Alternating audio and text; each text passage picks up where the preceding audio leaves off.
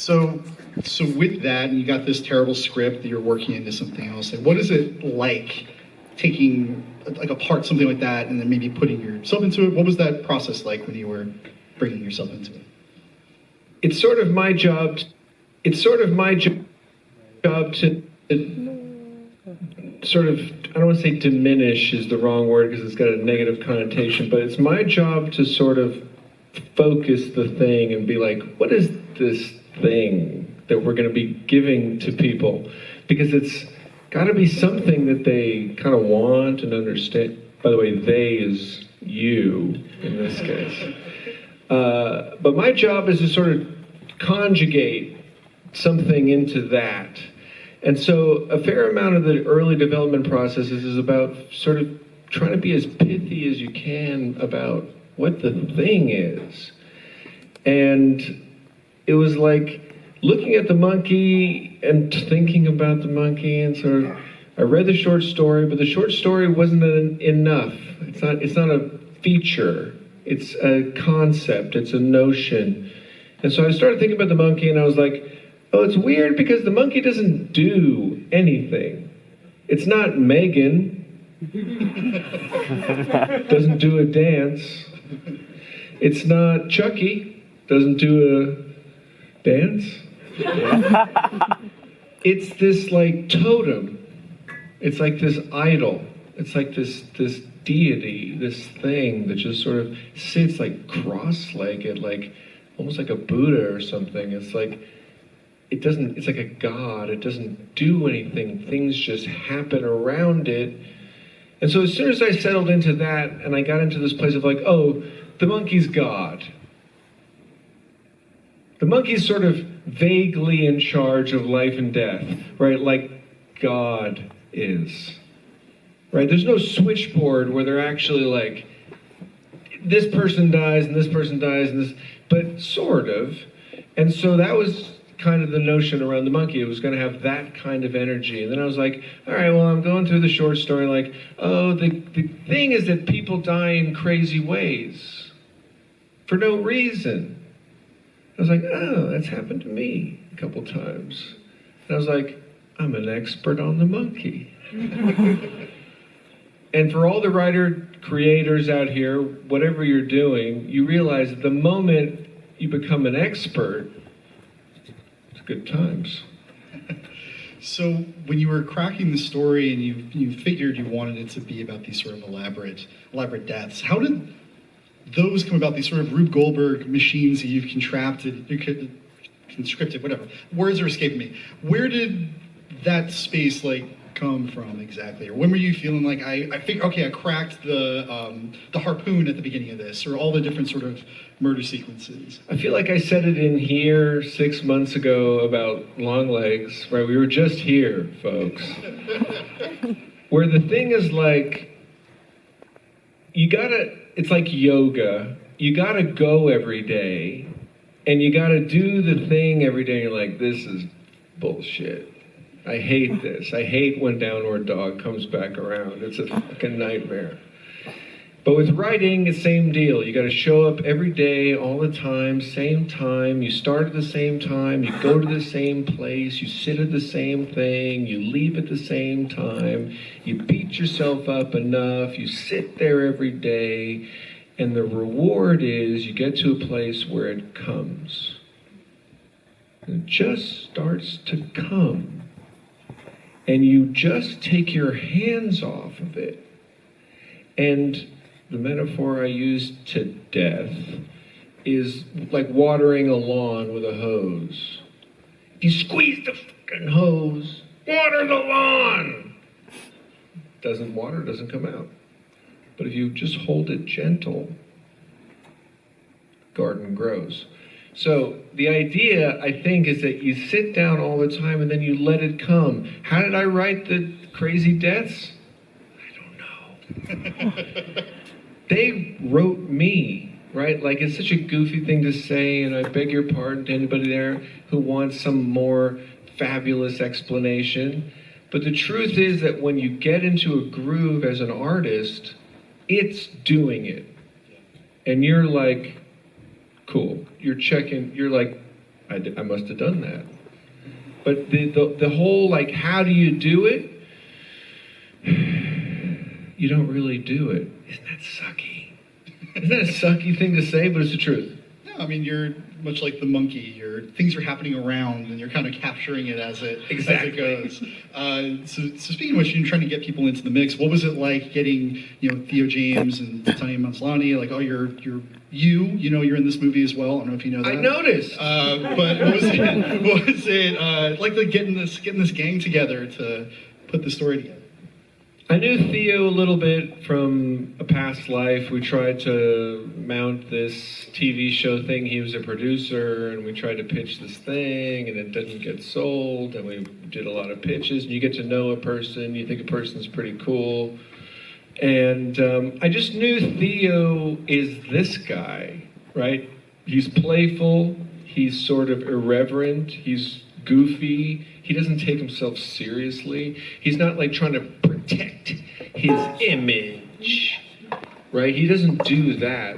There are actors who do. Have you noticed they're bad actors? How do I look? Hold on a second. And action. They're out there.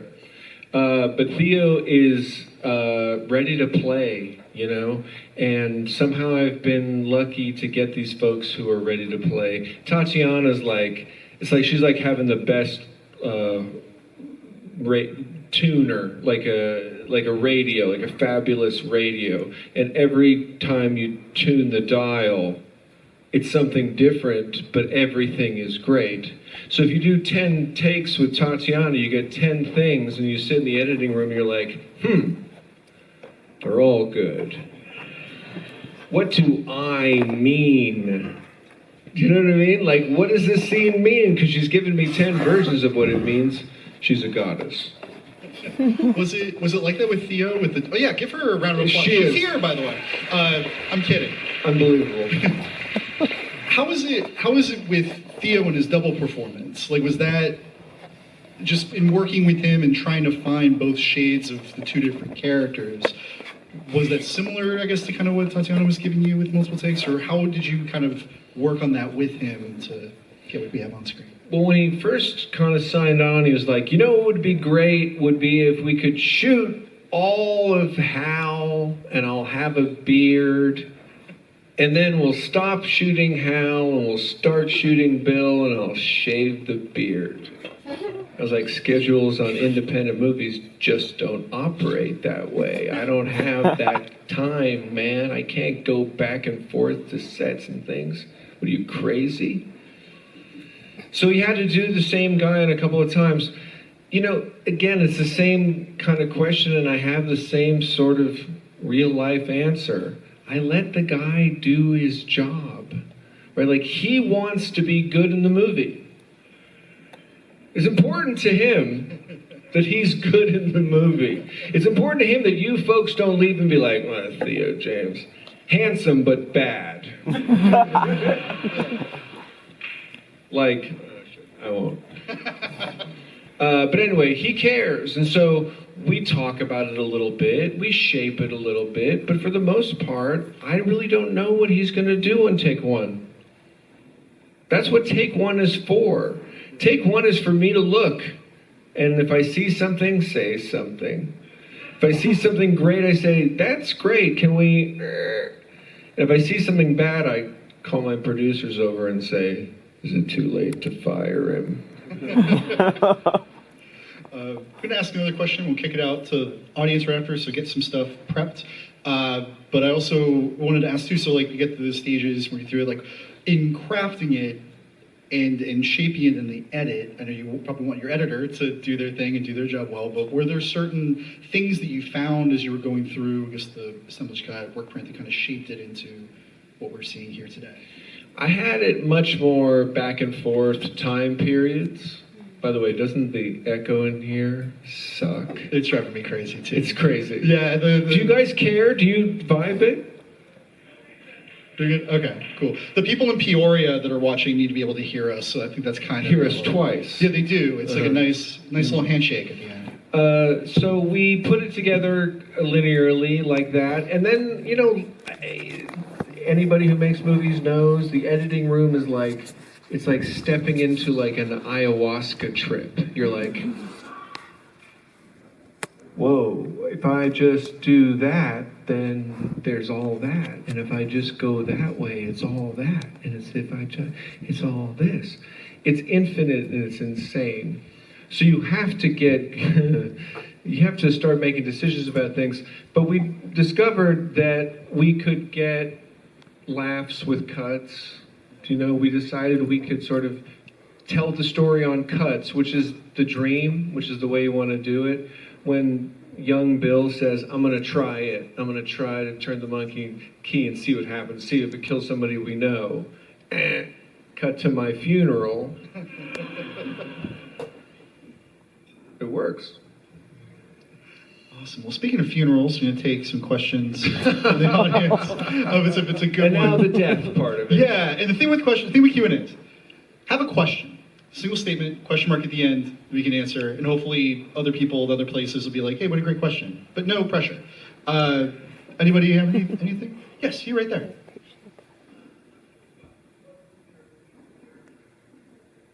So, and I'm going to repeat that so folks in Sheboygan can hear. What movie scared you as a kid? I had a babysitter when I was living in New York when I was a little kid. I had a babysitter who, like babysitters will do, watch shit when you go to bed. And then you come down and you're like, I'm tired, I'm thirsty, I have to pee, I want to... Why are you watching Salem's Lot? Why is there a kid floating outside the window? This is bad. Can I watch more? So there was that. And then, you know, my dad got a lot of things sent to him. They were always sending stuff to my dad back in the days of mail, right? We'd be like, you're like my dad, you're like Tony Perkins, you go out to your mailbox and you're like, someone sent Cannibal Holocaust. I guess we could watch that. Were there notes attached? Yeah, It's like, hey, why? we love you, Mr. Perkins. I don't know about the notes part. All I know is that Cannibal Holocaust fucked me up good.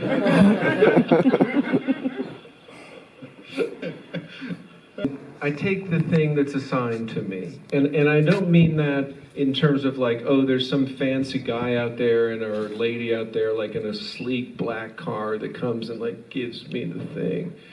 But it's a little bit like that. It's a little bit like I want to respond to what's coming kind of my way and to sort of take it on and be like, oh yeah, this thing came for a reason, I guess, and I better figure it out. It happened with the monkey and just so happened to be good timing. I don't think about it that way, and I don't crave big budgets. That's, here's what I don't think anyone has ever said. My movie turned out great because it was so expensive to make. Yeah. We spent so much money, and it's great.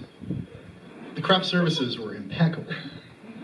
It's like snackables. So much face replacement. Hey, Face Off is a great movie. Yes, you're right there, miss.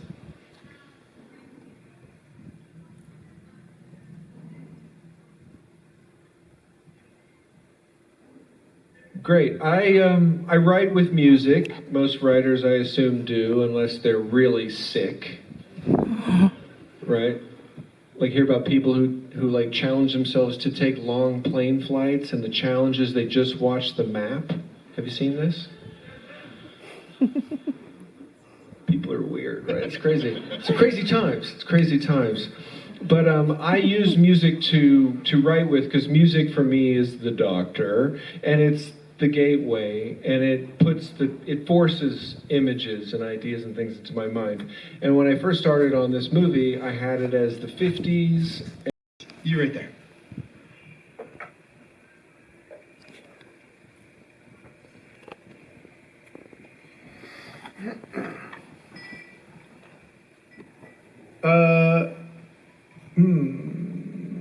Again, like, I'll take it as it comes. I recently had an exchange with the great man himself, and sort of said, like, I hate to imagine that there could be a sequel or like a franchise, but there's been sort of a funny idea between me and the producers being like, what if we just made a sequel that was like Gremlins 2? Yes. Cash in all of your chips to Monkey's $sign. There's like a monkey with lipstick, there's like a monkey that reads the paper, there's like a sports monkey, there's like a Bitcoin monkey, it's like a Republican monkey. Oh, it got dark fast. All my apes gone. Yes, you right there.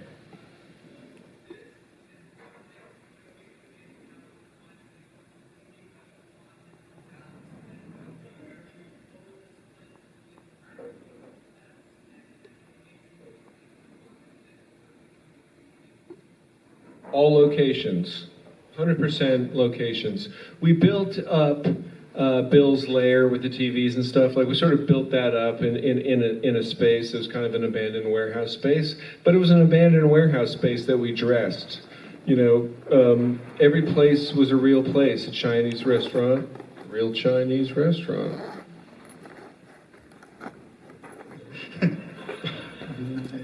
Strip club, strip club. All right. Yes, you right there. Yes.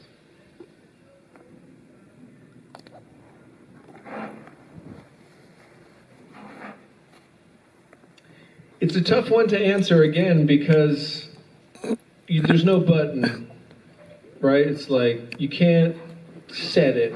Like there's no filter. There's no thing where it's like it'll always happen. The way I sort of think about it is like, and I've said it before, it's kind of, there's the thing where it's like, if there's 100 monkeys at 100 monkeys, there's 100 monkeys at 100 typewriters, you leave them alone for 100 years, and sooner or later, they'll write the works of William Burroughs. It might not take 100 years. And for me, the 100 monkeys are just everything that's in here that I've seen, that I've held on to, that I've liked. So it's every poem and song and trip to museum and thing that my kids said and weird thing that I saw the person on the airplane do. And they're all kind of in there and I forget about them. And then I do the thing like I said, like you show up every day and you write, and you let it write you. And somehow it just comes through. It's sort of not more complex than that, as complex as maybe that sounds, but it's sort of just letting go and sort of trusting that the things that are in you are going to find their way out again. And to that end, like, I encourage everybody everywhere to, like, get good stuff in you. Right? You hear like a lot of people like, I watch bad movies to learn. Come on. Watch good movies to learn. Right? Read good books to learn. Maybe don't watch the news, which is the opposite of learning. Right? It's like sucking everything out of you and they know it. And that's why they put it forward. Like, so anyway, it's like, read Jack Kerouac, read Lydia Davis, listen to Bob Dylan, and go to the beach with your kid, and have sex, and take drugs, and watch David Lynch movies, and like read poems, and I don't know, take a walk, turn off Netflix, and like go do something else. Live life and chill. And shit, yeah. Yeah. I totally agree. Fuck yeah, that's like, should snaps for that. Time for one or two more questions. So I want to make sure we get some good zone representation here. Yes, you right there.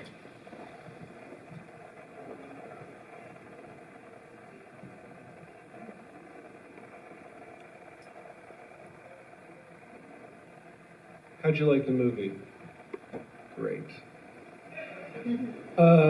we have another movie. It's coming out in October. What we did was we made Long Legs, and then we're like, let's make the monkey right away, because we love everybody that we just worked with in Vancouver, and I fell in love with everybody, and I was like, let's go right away and make the monkey. We got the script, we got the money, we got the people, we got the thing. There's a strike.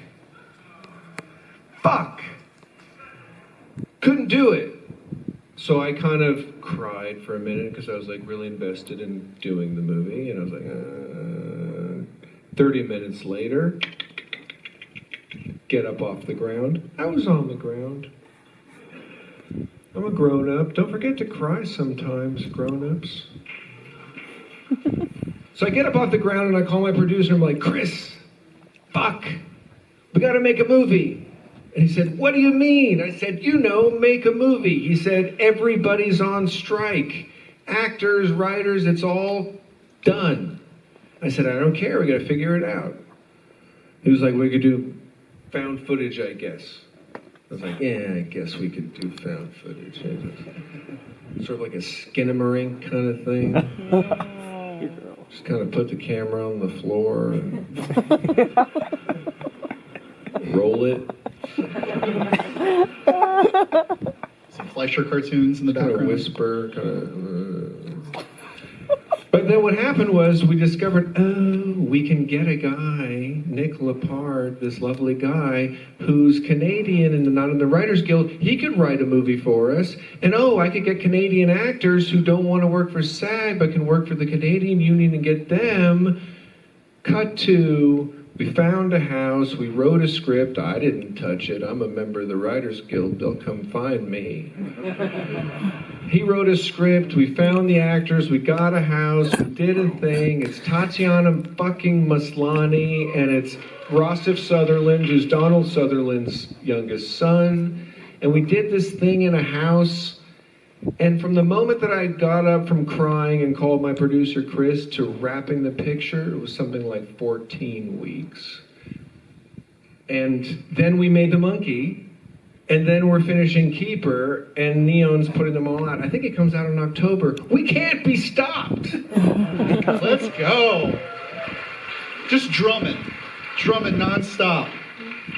Hell yeah, we'll take one last question. It better be good. So think long and hard. You seem very confident, sir. Let's do it. No pressure. Hysterical. Next. No more tickets for you. Yes, you right there. Niall.